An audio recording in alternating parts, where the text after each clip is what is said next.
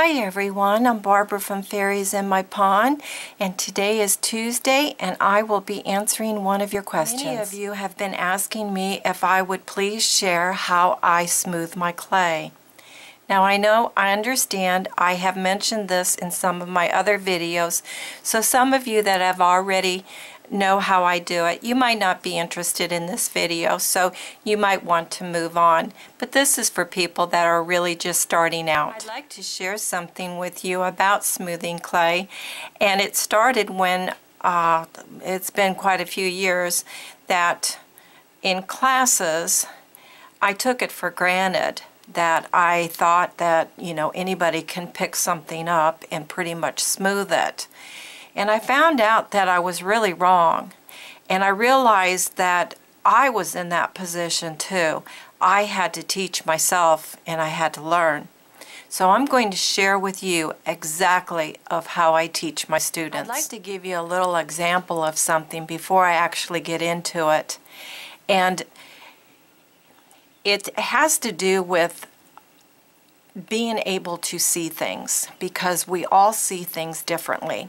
And we have to become aware and understand it. And sometimes it helps us when somebody can point something out to us. And then there's many of us that we might not have anyone to do that, and we have to keep doing things over and over and over until we finally see it. It's like if I were with another artist and that artist paints, because I don't paint. We go out together and she picks a tree and we're going to use the same colors, pencil, whatever. We're going to draw it, we're going to paint it, and then when we're all finished, I'm going to look at hers and she's going to look at mine. Well, I can already tell you that mine isn't going to be anywhere near to what that tree is going to really look like compared to hers. But here's the good thing. As I did that, and she did her painting, she can point out things to me with her painting of what she can see that it has not been brought to my attention. When that opens up, you start seeing things so differently. And it's the same way as with smoothing your clay, and I'm going to explain how this is done. First of all, I only use cornstarch. It has really worked the best for me. Now I have tried baby powder, and I had some problems with it. Not all the time, but I found that by using the cornstarch, I don't have any problems with it at all.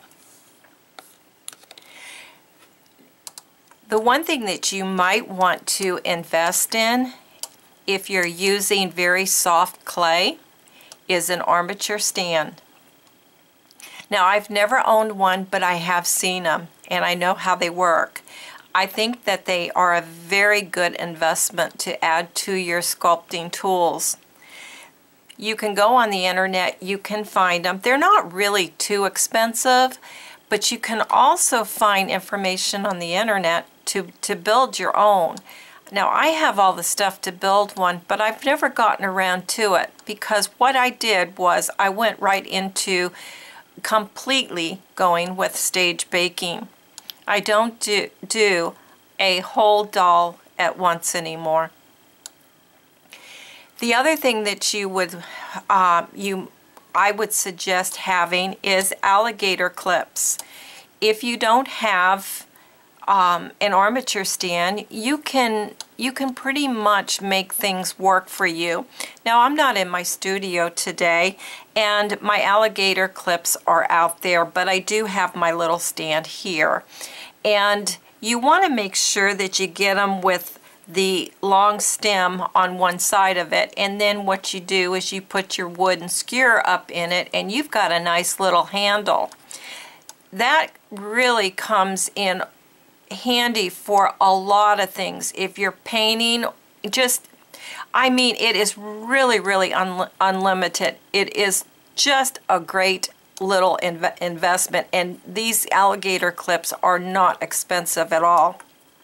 Since I do stage baking, I'm going to explain to you of how I would be doing it. Is that my clay, we're going to pretend like I'm starting ahead. Now this is scrap clay. I didn't want to use my good clay for the tutorial. I would have wax inside, plus I would have my skewer already into the wax. Now I'm ready to do my sculpting, and let's say I have my doll head all sculpted.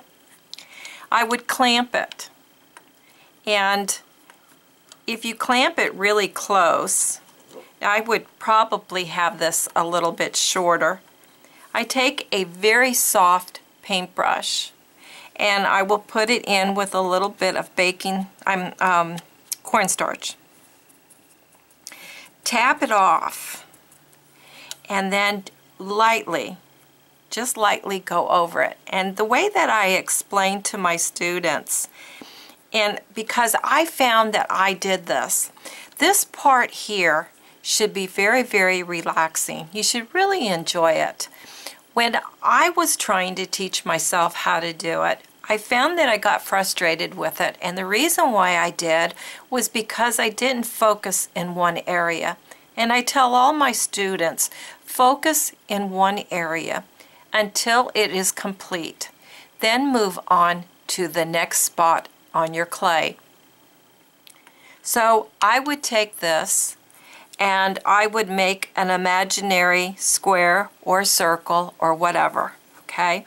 And I would take the brush and no pressure whatsoever, okay? And I would just keep going over and over and over and over it. And I'll tell you what, when you get the cornstarch started, the paintbrush just becomes really slick on it. I mean, you can really feel the difference. Like if I were to go over here, it has more of a grab to the bristles. I can feel it. With the baking, cornstarch, I want to keep saying baking soda. The cornstarch, it just glides right off the top layer of that polymer clay. And that's what you want. And you just keep going over it. And trust me, you keep going over it. It is taking them off. Don't think that it's not, because that's what I always thought. I said, this is just no possible way, but it is.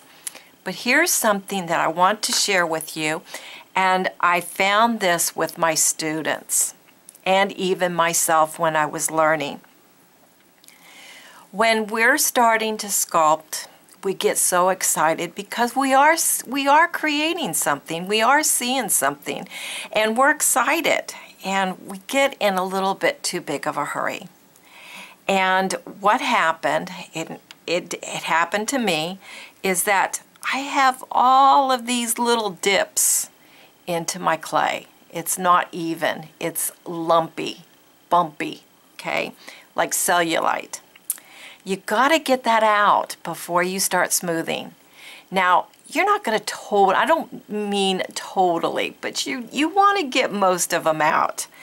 And a lot of times my students would think it was time to smooth, and what I tell them is that it's not time. And of course they're not really happy with that because they want to get to the next stage. But you got to get those lumps out. And sometimes those lumps, you might notice that you might need to add a little bit of clay there to bring it out and even it out. You might have it too deep, because what's going to happen is you're going to cook it, and you're going to have all of these little dips in your clay and everything, and then you're going to start sanding it, and then after you start sanding it, you're going to realize something isn't looking right. It's becoming flat, it's all uneven, and it's because we have those dips into the clay. That is one of the most important stages that you've got to take care of before you start smoothing your clay.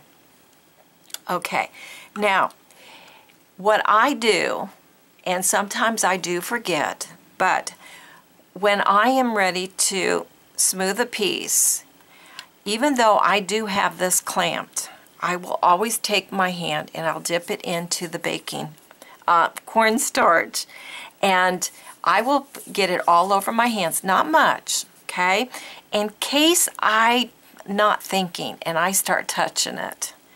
And it really does, it prevents you from getting any prints on it, because your hand, it's nice and silky. That's what it feels like. It's silky. Okay, now after you have this, you know, it all smoothed and everything, let's say you take it off and you look at it and you see that you kind of want to shift your clay around. Well, make sure your hands are really lightly dusted with the cornstarch, and you can really go in there, and now you can just go through your whole thing and start doing all of this. And I'm not leaving any more prints on it because I have enough of that cornstarch on there. It is just really silky. It's very dirty, but it is nice and smooth. And that would be ready to be cooked if that wasn't dirty. Okay, now the other thing that I do want to explain to you is that if you're using real soft clays, and I am a firm believer on certain brands of clays, is that you might really consider changing brands of clay. And I've mentioned this in my other videos to really test them out. This is how I've gotten as far as I've gotten in my adventure of sculpting, is that I kept trying out clays until I really got familiar with them. And when I found out, there were certain days that I couldn't use that clay, and even though I'm in the middle of the doll, I need to put it away, and I need to get myself in a room to where my temperature is right for me to sculpt. Don't go beyond that, because you're really asking for a lot of problems with it, of it getting dirty, just getting too soft on you. It's just not a good thing. So pay attention to the brands of clays. I mean, it's just the way it is. And if some people have real cold hands and they don't have the problem, and then there's other people that have warm hands, and that just adds to it if you're in a room that is warm. Okay, everyone, it's really there's not like a magic solution out there, I don't believe. It's just taking practice. It is enjoying it, and you can enjoy it. But you just have to take your time, and trust me, it does really smooth it. So everyone, if you'd like to join me, I have a Facebook page. I have a lot of information there. I post a lot of things that I do as I go along. Other than that, I hope that this has helped you. I will leave all the links below in the description box. If you have a question, please feel free to ask, and I will add it to my list if I haven't already made a video. So don't be shy, just come along, ask the question, and I will do my best to help anyone. And I will see you next Tuesday.